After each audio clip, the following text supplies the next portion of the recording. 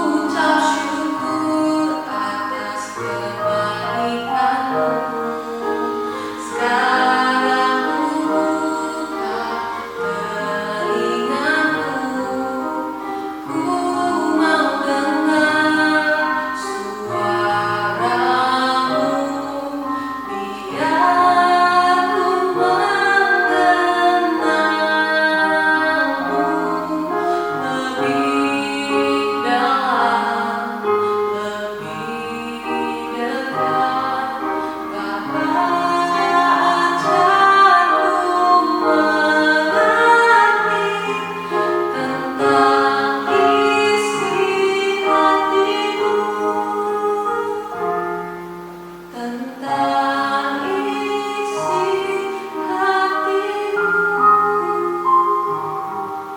tentang isi hatimu.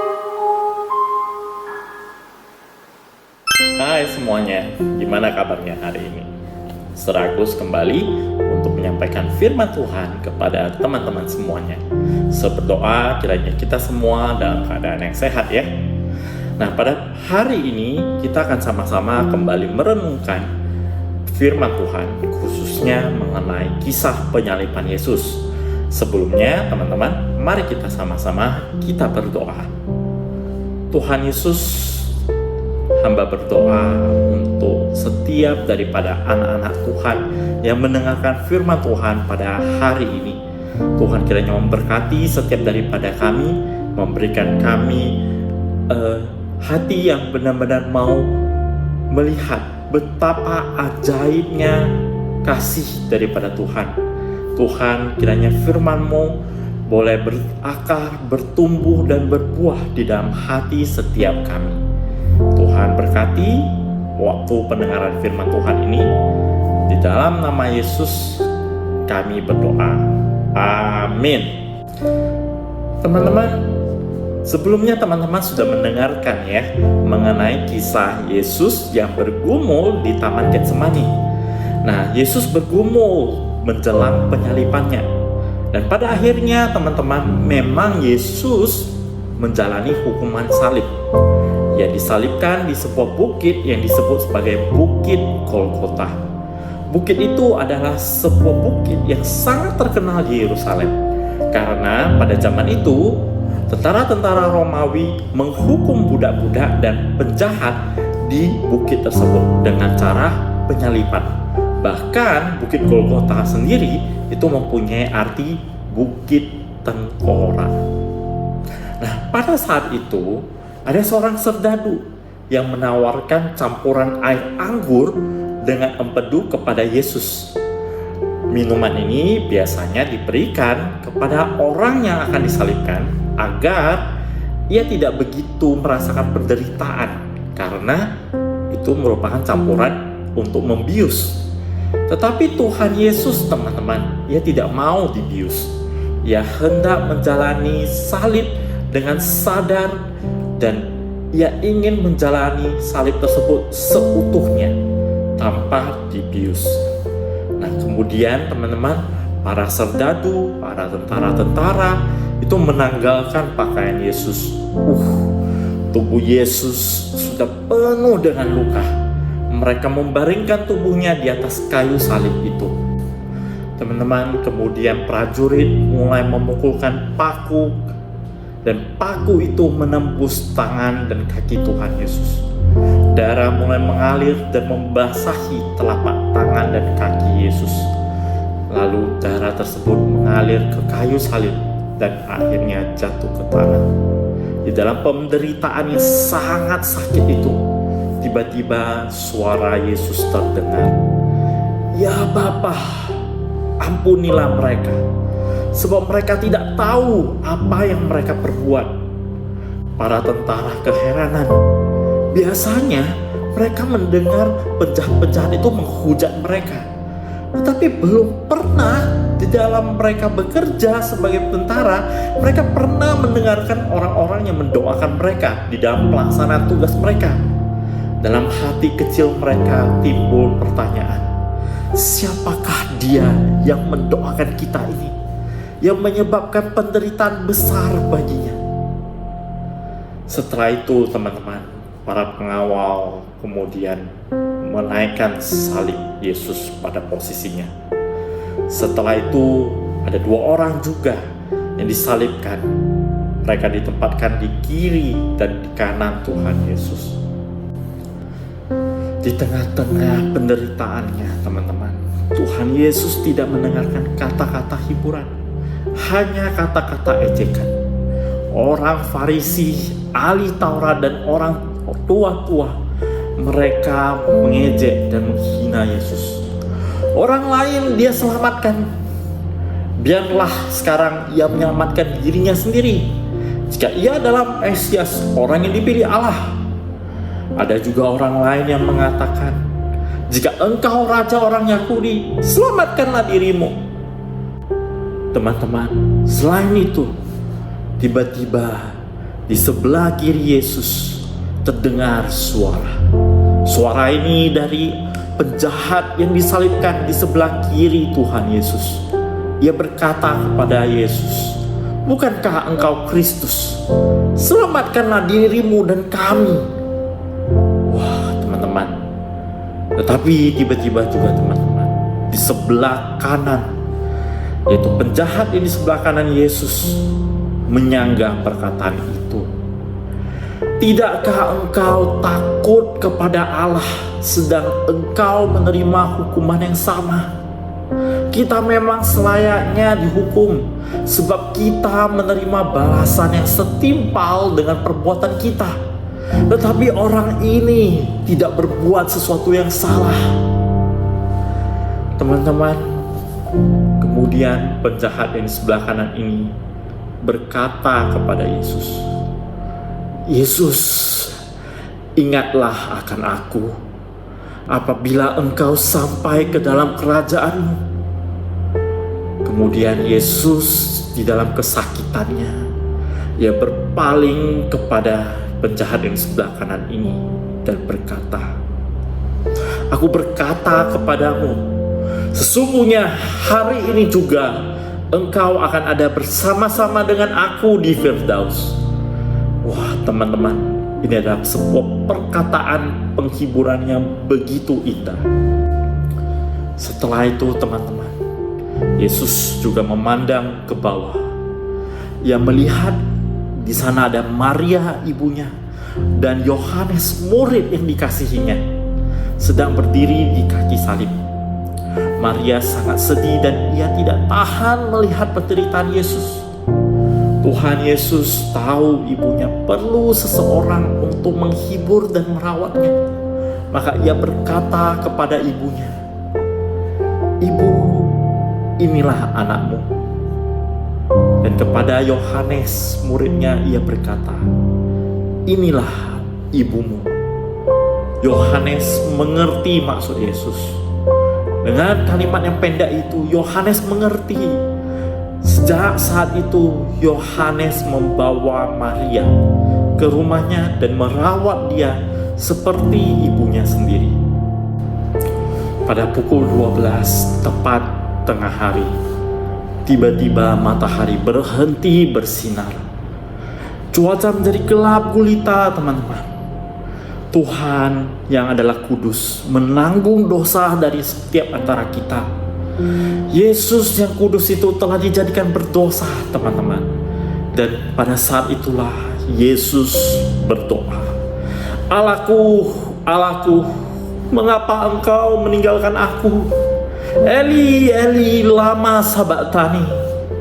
Teman-teman, selama Yesus hidup di dalam dunia ini, Yesus mempunyai persekutuan yang begitu erat dengan Allah. Dan sekarang untuk pertama kalinya, Allah jauh daripadanya. Dan Yesus merasakan penderitaan neraka ini. Karena apa, teman-teman? Karena dosa setiap dari antara kita yang ditanggungkan kepadanya. Kemudian teman-teman, di dalam penderitaannya yang luar biasa itu, ia mengatakan satu kalimat, aku haus. Maka teman-teman, seorang tentara mengambil bunga karang yang telah dicelupkan dalam anggur asam dan pada sebatang hisop, lalu menunjukkannya kepada mulut Yesus. Sesudah itu, teman-teman, dengan suara nyaring Yesus berseru, sebuah seruan kemenangan, sudah selesai, tetelestai. Akhirnya, teman-teman, Tuhan Yesus menggenapi semua yang dikehendaki oleh Bapa atas hidupnya. Tuhan Yesus menggenapi tujuan dia datang ke dalam dunia ini, yaitu disalibkan dan menanggung setiap dosa di antara kita. Melalui kematian dan penderitaan Tuhan Yesus, teman-teman, setiap kita yang percaya kepadanya akan diselamatkan. Kemudian, teman-teman, Yesus mengatakan kalimat ketujuh di atas kayu salib itu. sebuah doa yang terakhir kepada Bapanya yang di surga. Ya Bapa, ke dalam tangan-Mu lah kuserahkan nyawaku. Sesudah itu teman-teman, kepalanya tertunduk dan ia pun meninggal. Teman-teman, inilah 7 kalimat Yesus di kayu salib. Pada hari Tuhan Yesus menderita dan mati, ia diperlakukan sebagai seorang penjahat. Mereka yang melihat dia dipakukan di salib berpikir, pria ini pasti melawan kesalahan besar. Jika tidak, ia tidak akan dihukum seperti ini. Tetapi sekarang kita tahu bahwa Yesus dihukum karena dosa daripada kita. Di dalam kasih-Nya yang besar, Yesus berdoa untuk orang-orang yang menyakiti dia. Dalam kasih-Nya yang besar dan di tengah penderitaannya, ia mengasihi dan mengampuni penjahat yang berseru kepadanya. Tuhan Yesus mengingat akan ibunya dan muridnya yang dikasihinya dan menghibur mereka. Ia yakin sampai pada akhirnya Bapanya yang di surga akan menerima rohnya saat ia mati. Kasih dan pengampunannya tersedia bagi setiap kita yang mau menerimanya. Maukah teman-teman menerima Yesus sebagai Tuhan dan Juru Selamat teman-teman semuanya? Jika ya, mari saat ini kita sama-sama kita berdoa. Saya akan berdoa untuk teman-teman semua yang sedang menonton ini. Mari kita sama-sama kita berdoa. Ya Bapa, pada saat ini hamba-Mu berdoa. Tuhan, kiranya Engkau melawat setiap dari antara kami. Tuhan, Engkau tahu kami penuh dengan dosa, kami tidak layak. Oleh karena itu ya Tuhan, ya Bapa, Engkau merelakan anak-Mu yang Engkau kasihi itu datang ke dalam dunia untuk setiap di antara kami. Mati dan menderita bagi kami, tersalibkan seperti seorang penjahat hanya demi menebus setiap daripada kami. Tuhan, kami rindu setiap di antara kami ya Tuhan bisa memahami betapa Engkau mengasihi kami. Hamba berdoa untuk anak-anak yang mendengarkan firman-Mu pada hari ini ya Bapa. Bapa, yang tunjukkan kepada mereka masing-masing satu demi satu betapa Engkau mengasihi kami. Dan Engkaulah satu-satunya juru selamat bagi kami. Tuhan, sentuh hati kami. Bapa, hamba berdoa untuk anak-anak yang telah mendengarkan firman-Mu pagi hari ini. Kiranya setiap dari antara mereka mempunyai iman, kepercayaan kepadamu. Percaya bahwa Engkaulah satu-satunya juru selamat kami. Engkau mengasihi kami dari saat mereka kecil sampai mereka dewasa nanti. Tuhan kiranya memelihara iman mereka. Dalam nama Yesus hamba-Mu berdoa. Amin. Teman-teman, mari pada saat ini kita sama-sama kita menghafalkan satu ayat hafalan dari 1 Yohanes 4 ayat 10. Nah, 1 Yohanes 4 ayat 10. Inilah kasih itu, bukan kita yang telah mengasihi Allah, tapi Allah yang telah mengasihi kita dan yang telah mengutus anaknya sebagai pendamaian bagi dosa-dosa kita. Oke, teman-teman semuanya, selamat hari Minggu. Tuhan Yesus memberkati. Bye-bye.